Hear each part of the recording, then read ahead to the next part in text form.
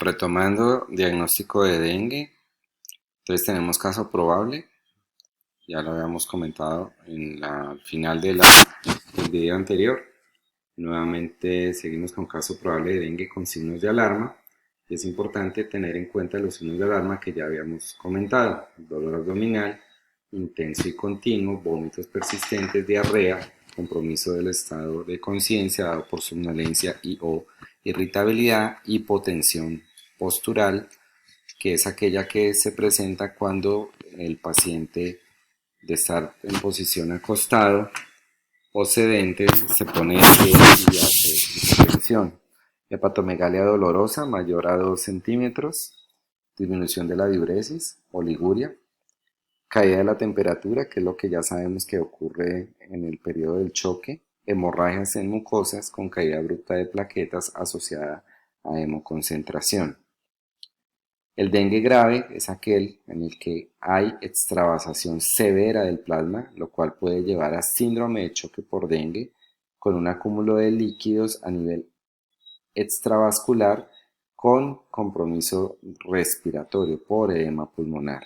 Adicionalmente, hemorragias severas, según criterio clínico, y daño grave de órganos, que a nivel de hígado se refiere a las transaminasas, la glutamico oxalacética o la glutamico pirúvica mayor o igual a 1000, con compromiso del estado de conciencia, que puede incluso caracterizarse por la presencia de convulsiones e inconsciencia, con la presencia de miocarditis o miocardiopatía y compromiso de otros órganos.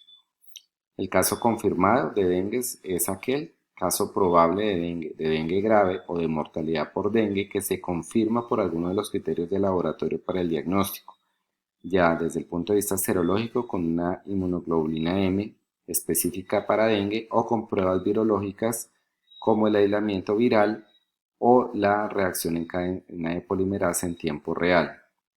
El caso probable de muerte por dengue es la muerte de un caso probable de dengue grave, y el caso confirmado es cuando la muerte de un caso probable de dengue grave se confirma su diagnóstico, ya sea por las mismas pruebas virológicas o las pruebas serológicas descritas previamente, así como por histopatología.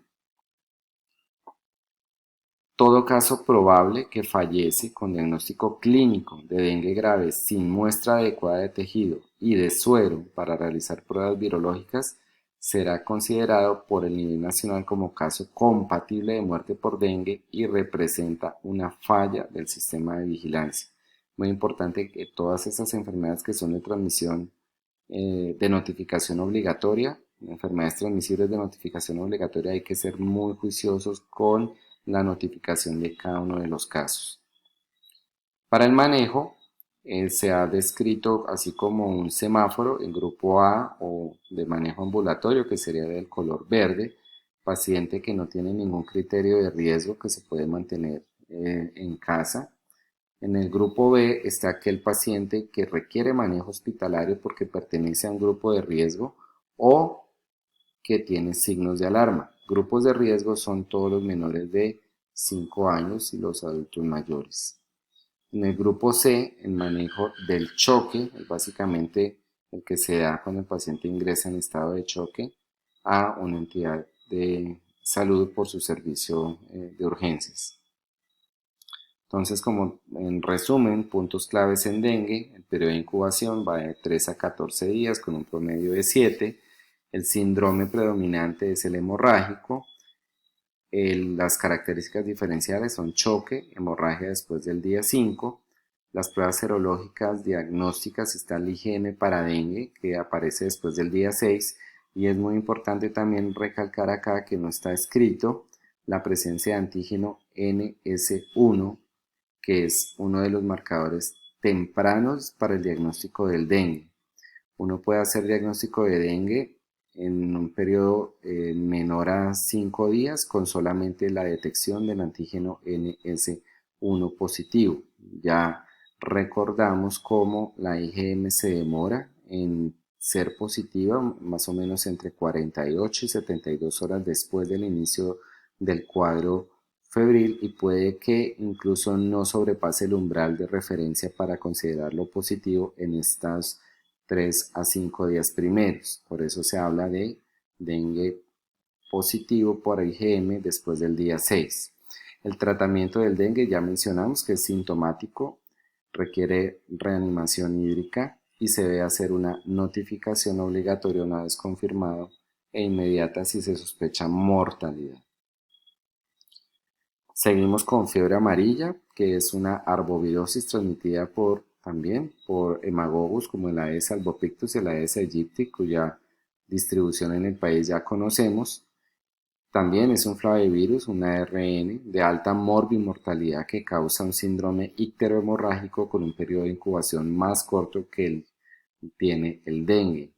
Si habíamos mencionado que el dengue puede tener un periodo de incubación entre 3 y 14 con un promedio de 7, en este caso el promedio de incubación está aproximadamente en 4 días, entre 3 y 6. La fase inicial es un cuadro febril alto, también muy parecido al flu-like porque se acompaña de prostración, bradicardia, dolor abdominal, osteomialgias y se acompaña adicionalmente de hepatomegalia dolorosa e ictericia. En la fase tardía ya hay casos graves que tienen manifestaciones hemorrágicas secundarias a coagulación intravascular diseminada con compromiso del sistema nervioso central y que tienen una mortalidad elevada, entre el 30 y el 50%.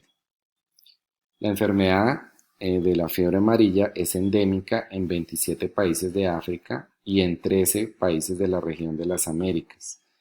Para el periodo comprendido entre el año 2000 y 2019, 3 países de Sudamérica, Brasil, Perú y Colombia, aportaron estos tres el 83% de todos los casos, de los cuales en Colombia hubo 215 casos confirmados y 795 casos probables, con una tasa de letalidad del 51.2%, bastante elevada. Recordemos también que en Brasil, justo cuando estaba pasando después de las Olimpiadas o alrededor de las Olimpiadas de Río, hubo un brote que se extendió hasta el año 2018, que ha sido el más grande del país y de la región de las Américas en los últimos 60 años. Este brote comprometió 2.155 personas, que tuvo una letalidad de la tercera parte, de un 34,6%. Durante el año 2019, tanto Venezuela como Perú reportaron casos. Aquí vemos lo que ocurrió en Brasil después de a final del año 2016, en el verano, digamos que ellos viven en el hemisferio sur, como desde la semana 49-50 apareció los casos en un pico importante y luego nuevamente aparece junto con el verano siguiente del 2017 a 2018, incluso más alto que lo que había presentado en el verano anterior. Ya para el año 2019 el pico, por lo menos los datos que tenemos disponibles en esta diapositiva, no fue significativamente importante comparado con los otros dos previos. La zona del país en Brasil en la cual hubo más concentración de casos fue básicamente en los estados de Sao Paulo, de Paraná, de Minas Gerais, de Goiás y también en Bahía. Incluso también en Río de Janeiro y en Espíritu Santo. Y si hacemos una ampliación del área de Sao Paulo, vemos unos casos humanos confirmados de fiebre amarilla en julio de 2018 a febrero de 2019. Acá fue donde más casos se concentraron en este periodo de tiempo, mientras que lo que había ocurrido el año inmediatamente anterior, en el 2018, fue un poco más hacia el norte del mismo estado. En Colombia, entre el año 2000 y 2019 ha habido distribución de casos de fiebre amarilla, como ustedes pueden ver, desde la Sierra Nevada de Santa Marta, compromete los departamentos de La Guajira, Magdalena y Cesar, así como en la zona del Catatumbo, lo que tiene que ver específicamente con norte de Santander, con algunos focos en Santander, en los llanos orientales, específicamente en Bichada, Casanare, Meta, Guaviare, Vaupés, en algunos pocos casos, en Amazonas, y también en todo el piedemonte del llano, lo que tiene que ver desde el Putumayo y el Caquetá, con unos casos también presentes en el departamento del Chocó.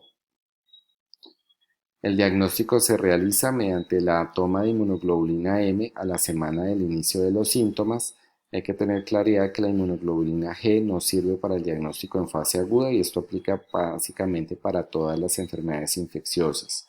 Es una enfermedad de notificación obligatoria de inmediato, cuyos signos de alarma básicamente están dados por encefalopatía y manifestaciones hemorrágicas, dadas por sangrado digestivo alto o hematemesis o melanemesis. También que es cuando el paciente vomita ya sangre vieja, ya sangre oscura. El manejo sigue siendo sintomático, no hay un antiviral específico. Se debe hacer aislamiento para interrumpir la transmisión, o sea que no lo vuelvan a picar otros mosquitos para que haya más replicación viral en otro huésped humano. Se debe notificar en forma inmediata y dentro de las medidas que se establecen de prevención está la vacunación. La vacunación se tiene desde hace ya muchos años, se hace a partir del año de edad, se hace en dosis única y la idea es que si estamos, por ejemplo, con poblaciones ya mayores de 60 años, hay que evaluar muy bien la indicación versus los efectos adversos, porque los efectos adversos de esta vacuna en población adulta mayor es más fuerte, más importante que lo que se ve en otros rangos de edad, en otros grupos etarios. Las mujeres gestantes o que están amamantando se pueden vacunar si viven en una área endémica de acuerdo a la regulación local que manifieste donde viva la madre. No es una vacuna que se pueda aplicar en inmunodeficiencias, puesto que es una vacuna viva atenuada y en caso de inmunodeficiencia podría llevar a la presentación de un cuadro de fiebre amarilla derivado de la vacunación. Entonces, si tenemos en resumen puntos clave en fiebre amarilla, un periodo de incubación corto de 3 a 5 días, predomina un síndrome icterohemorrágico, como característica diferencial es fiebre, junto con ictericia, sangrado menor e historia de viaje reciente a zona endémica, cuyo mapa en Colombia ya vimos. Dentro de las pruebas diagnósticas, la inmunoglobulina M específica para el virus de la fiebre amarilla, que se puede tomar luego de los primeros 7 días del inicio de los síntomas. Los títulos de inmunoglobulina G también se pueden tomar, pero en forma pareada. ¿Qué quiere decir eso? Que le tomo uno ahora y le tengo que tomar otro en 7 a 10 días para poder comparar si ha habido aumento de los títulos que sugieran que la infección es reciente. Tratamiento, aislamiento, manejo sintomático, protección gástrica con omeprazol, no usar medicamentos hepatotóxicos y es una enfermedad que es de notificación obligatoria.